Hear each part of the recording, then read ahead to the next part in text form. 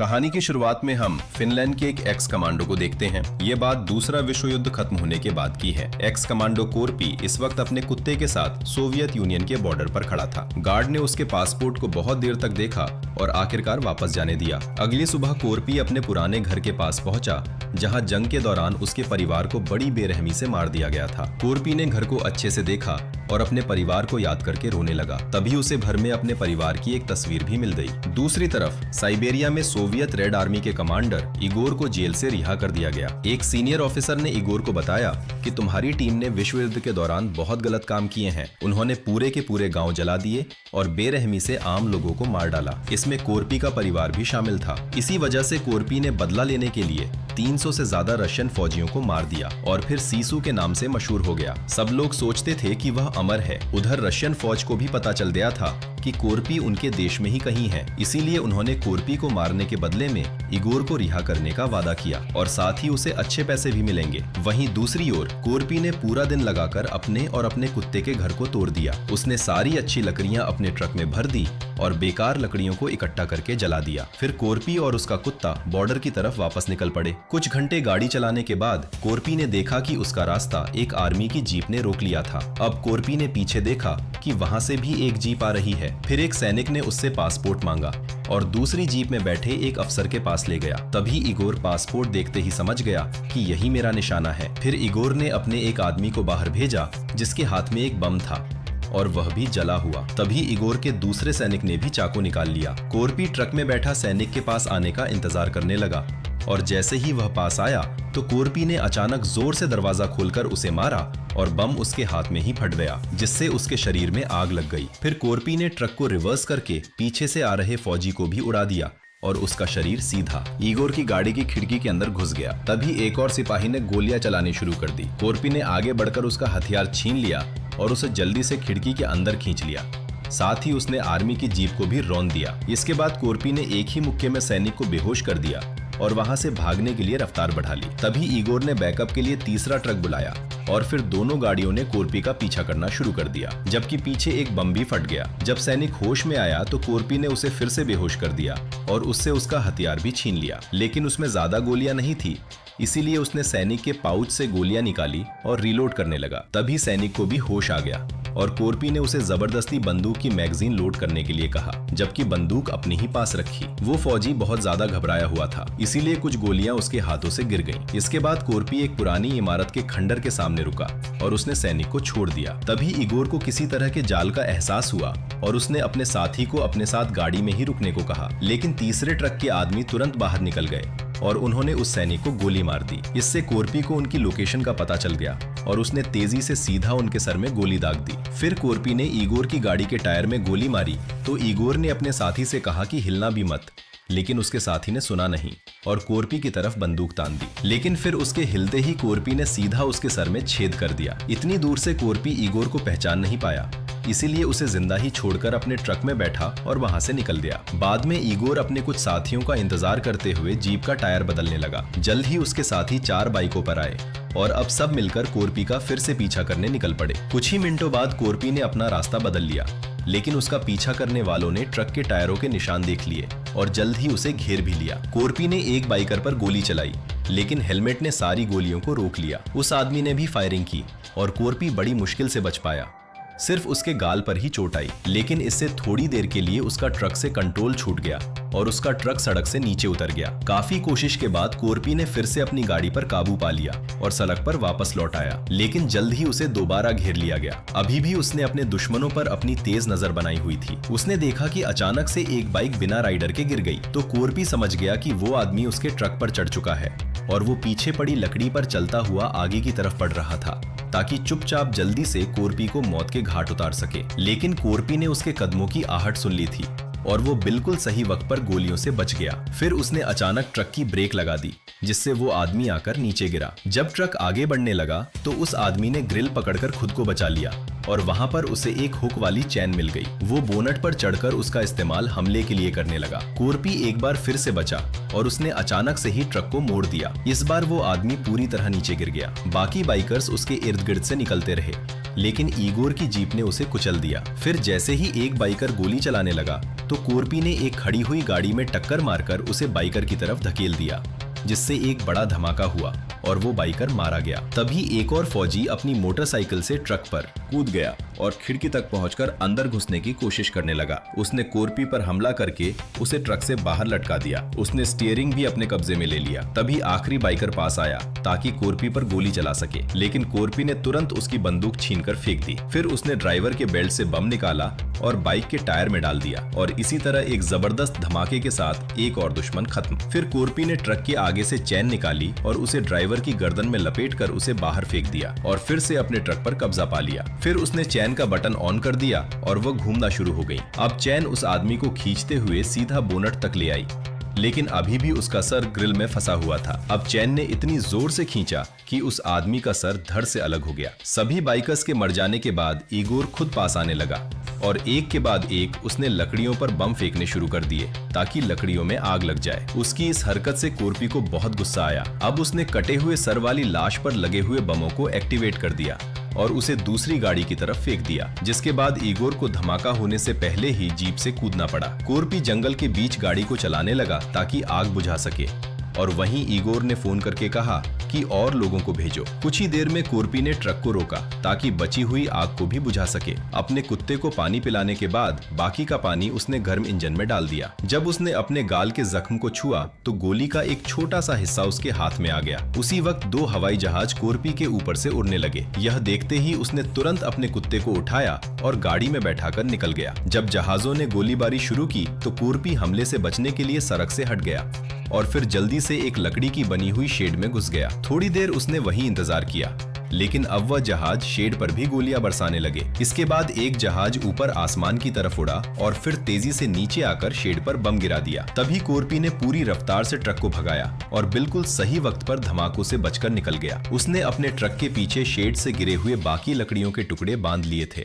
जिन्होंने जहाज की गोलियों को ट्रक पर लगने से बचाया। अब उसने जंगल के बीच से गुजरने वाला एक रास्ता पकड़ लिया, लेकिन एक जहाज नीचे की तरफ झुककर उसका पीछा करते हुए लगातार गोलियां चलाता रहा। तभी कोरपी ने होशियारी दिखाते हुए अचानक से ब्रेक लगा दी। प्लेन वक्त रहते रुक नहीं पाया और आगे जाकर क्रैश हो गया। कोरपी कुछ देर तक और रुका, लेकिन जब कोई भी आवाज नहीं आई तो वह प्लेन के टुकड़ों के ऊपर से ट्रक चलाकर वहां से निकल गया। जंगल के किनारे पर कोरपी ने फिर से आसमान की तरफ देखा। यह देखकर वह पूरी तरह हैरान हो गया क्योंकि उसे कोई भी नजर नहीं आया। उसने अपना सफर जारी रखा और जब वह एक चट्टान के पास से गाड़ी चला रहा था तभी उसे दूसरा प्लेन दोबारा दिखाई दिया। पायलट ने बिना सोचे समझे अंधाधुंध गोलीबारी शुरू कर दी, लेकिन बहुत ही जल्द उसकी गोलियां खत्म हो गईं। अब उसने फैसला लिया कि वह प्लेन को सीधा ट्रक में देकर मारेगा। यह देखकर कोरपी ने अपनी लकड़ियों को बांधने वाली पट्टियों पर गोली चला दी और कुछ लकड़ियां सीधा गाड़ी के सामने गिर गईं, जिससे एक रैंप तैयार हो गया और प्लेन उस पर से फिसलता हुआ ट्रक को पार करके आगे जाकर क्रैश हुआ। मगर पायलट पहले ही प्लेन से कूदकर बच गया था। जब पायलट जमीन पर उतरा तो उसने कोरपी पर गोलियां चलाईं, लेकिन एक भी गोली उसे नहीं लगी। कुछ ही देर में उसकी गोलियां भी खत्म हो गईं। तभी कोरपी उसकी तरफ बढ़ा, लेकिन फिर बीच में रुक गया। जब उसने पायलट को मुस्कुराते हुए देखा, वह समझ गया था कि एक और प्लेन आ रहा है। इसलिए कोरपी ने जल्दी से लकड़ियां ट्रक पर वापस रखी और ट्रक को भगाना शुरू कर दिया। प्लेन ने अब उस इलाके में बमबारी शुरू कर दी, जिसकी चपेट में आकर वह पायलट जो हंस रहा था वह भी मारा गया। धमाकों की वजह से ट्रक भी चट्टान से खिसककर सीधा नीचे पानी में जा गिरा। खुशकिस्मती से पूरे ट्रक में पानी नहीं भरा, जिस वजह से कोरपी और उसका कुत्ता सांस लेते रहे, लेकिन थोड़ी ही देर में पूरा ट्रक पानी से भर गया। कोरपी ने तुरंत दरवाजा खोलकर कुत्ते को बाहर निकाल दिया ताकि वह तैरकर ऊपर पहुंच सके। फिर उसने ट्रक के पीछे जाकर सारी लकड़ियां खोल दी। इसी बीच उसे अपने परिवार की तस्वीर पानी में तैरती हुई नजर आई और वह उस तस्वीर को तब तक देखता रहा जब तक बेहोश नहीं हो गया। कुछ देर बाद कोरपी का शरीर लकड़ी के एक टुकड़े के सहारे ऊपर आ गया। तभी उसका कुत्ता उस तक तैरकर पहुंचा और उसे होश। रफ्तार और भी ज्यादा तेज हो गई। जब टैंक बॉर्डर से टकराने वाला था तो कोरपी ने उस बम को एक्टिवेट कर दिया, जिसकी बत्ती में उसने आग लगाई थी। इससे वह टैंक बैरियर के ऊपर से उड़ता हुआ दूसरी तरफ जा गिरा। टैंक से वह सारी लकड़ियां नीचे की तरफ गिर गईं और साथ ही टैंक के कुछ हिस्से भी टूट गए। अब तो कोरपी भी गंभीर रूप से घायल हो गया था, मगर उसके कुत्ते ने उसे होश में रखने में मदद की। कोरपी समझ गया कि ऐसे तो उसे पकड़ लिया जाएगा, इसीलिए उसने अपने चाकू के हत्थे को दांतों से तोड़ दिया ताकि वह चाकू के ब्लेड को आसानी से छुपा सके। फिर कोरपी ने अपने कुत्ते को जंगल की तरफ भेज दिया ताकि कम से कम वह तो बच जाए, और खुद भी टैंक से बाहर निकल गया। ईगोर उसे गोली मारने के लिए बेताब था, लेकिन तभी उसके सीनियर ऑफिसर वहां पहुंच गए और उन्होंने घोषणा की कि उसे जिंदा रखा जाए। गुस्से से लाल ईगोर कोरपी को पैर से घसीटता हुआ ले आया और उसके सर को अपने पैर से कुचलकर उसे बेहोश कर दिया। कुछ समय बाद कोरपी को साइबेरिया जाने वाली ट्रेन में एक सैनिक टॉर्चर करने लगा, जो उसे बार बार बिजली के झटके दे रहा था। फिर जब ट्रेन आखिरकार चल पड़ी तो ईगोर ने उस सैनिक को भेज दिया और कोरपी को एक कहानी सुनाने लगा। उसने उसे बताया कि आज तक मैंने जितने भी लोगों को मारा है उनमें से मुझे कोई भी याद नहीं, सिवाय एक छोटे लड़के के जो सिर्फ एक चाकू के साथ उसके सामने खड़ा हो गया था ताकि अपनी माँ और भाई को बचा सके। यह सुनते ही कोरपी का पूरा शरीर दुख और गुस्से से कांप उठा। उसे एहसास हो गया था कि उसी के परिवार की बात हो रही है। ईगोर ने यह भी बताया कि मैंने तेरे परिवार के छोटे छोटे टुकड़े कर दिए थे और उन टुकड़ों को आवारा कुत्तों को खिला दिया था। साथ ही उसने कहा कि तू कोई महान कमांडो नहीं है, बदकिस्मत है। साइबेरिया में कुत्ते की मौत, मारूंगा तुझे। ईगोर के जाने के बाद कोरपी गुस्से से चीख उठा। उसकी बदले की भूख दोबारा से जाग गई थी। उसने अपना शरीर पलटा और अपने पैर छत पर टिका दिए और फिर पूरी ताकत से जोर लगाया जब तक उसने खुद को आजाद नहीं कर लिया। बाहर खड़े सैनिकों ने शोर सुन लिया और वह तय करने के लिए गेम खेलने लगे कि कौन अंदर जाकर चेक करेगा। अंदर कोरपी ब्लेड को निकालने की कोशिश करने लगा जो उसने अपने पैर के मांस के अंदर छुपा रखा था। जैसे ही एक सैनिक अंदर आया तो कोरपी बेहोशी का नाटक करने लगा और वहीं दूसरा सैनिक बाहर खड़े खड़े परेशान हो गया क्योंकि कुछ देर तक कोई आवाज ही नहीं आई। अचानक अंदर से गोली चलने की आवाज सुनाई दी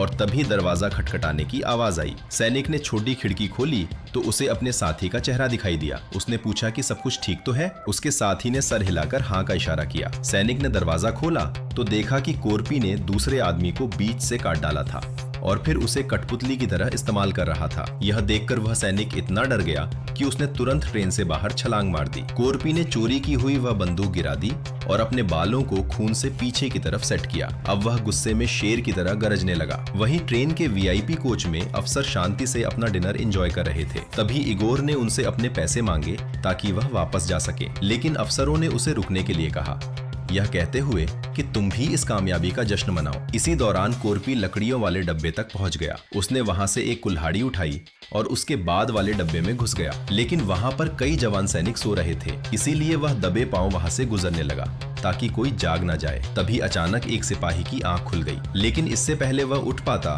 कोरपी दूसरे डब्बे में चला गया और उसने वहां भी कई सैनिकों को सोते हुए देखा। तभी अचानक एक सिपाही उस डब्बे में आया। कोरपी ने तुरंत कुल्हाड़ी उठाई और उसके मुंह पर फेंक के मारी, जिस वजह से वह बिना चिल्लाए वहीं मर गया। फिर जैसे ही वह मुड़ा तो एक और आदमी जाग गया। कोरपी ने तुरंत उसके बेड को उठाकर उसे दबा दिया ताकि कोई आवाज ना आए। साथ ही वह कई बार चाकू घोता रहा जब तक वह फौजी मर नहीं गया। तभी अचानक ट्रेन को एक झटका लगा और एक सोते हुए सैनिक ने दारू की बोतल गिरा दी। बोतल जमीन पर गिरते ही टूट गई। इस आवाज से जागा तो कोई नहीं, लेकिन कोरपी को कांच के टुकड़ों पर चलना पड़ गया। उसने अपने दर्द को अभी के लिए दबा कर रखा। तभी बेड से टपकते हुए खून ने नीचे सोए हुए सैनिक की आंख खोल दी और यह देखकर कोरपी दूसरे बेड के नीचे छुप गया, लेकिन कांच के टुकड़ों का वह दर्द बर्दाश्त से बाहर था। फिर भी उसने किसी तरह अपने मुंह से चू तक नहीं निकाली। तभी अनजाने में उसका हाथ भी चूहेदानी में फंस गया। ठीक उसी वक्त मरे हुए सैनिक का बेड टूट गया और लाश नीचे वाले आदमी पर गिर गई। उस आदमी ने डर के मारे हल्ला मचाना शुरू कर दिया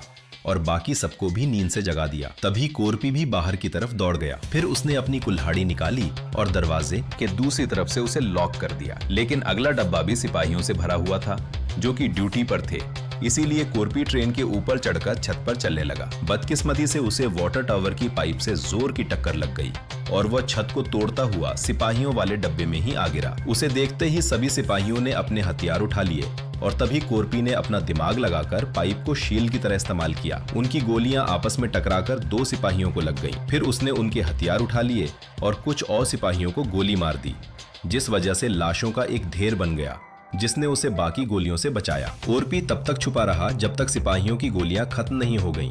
इसके बाद उसने बाहर निकलकर किसी को रिलोड करने का मौका नहीं दिया। इस शोर शराबे की आवाज सुनकर इगोर अपना टेबल छोड़कर देखने आया, लेकिन जैसे ही उसने देखा कि दूसरे कोच में गोलियां चल रही हैं, तो उसने उस डब्बे को ट्रेन से अलग करने का फैसला किया, क्योंकि उसे अब तक अपने पैसे नहीं मिले थे। तभी कोरपी ने बाहर आकर देखा कि इगोर वाली ट्रेन उसे पीछे छोड़कर जा रही है, लेकिन उसे ये भी पता था कि उसके पास एक मिसाइल है। इसी बीच इगोर टेबल पर वापस गया और उसने एक ऑफिसर का गला काट दिया और फिर गन निकालकर बाकी सबको गोली मार दी। बस उनके बॉस को छोड़ दिया। डरे हुए बॉस ने पैसों से भरा हुआ सूटकेस उसे थमा दिया। फिर इगोर ने मुस्कुराते हुए उनके बॉस को भी गोली मार दी। पिछले कोच में जागे हुए सैनिक तलाशी लेने आए और कोरपी की बिछाई हुई लाशों का मंजर देखकर हैरान रह गए। जैसे ही वह बाहर आए, मिसाइल एक्टिवेट हो गई और उसकी आग ने कई सैनिकों को जला दिया। कोरपी भी उस मिसाइल के साथ ही सफर कर रहा था, जो कि सीधा इगोर वाली ट्रेन से टकरा गई और कोरपी उड़ता हुआ दरवाजे के अंदर आ पहुंचा।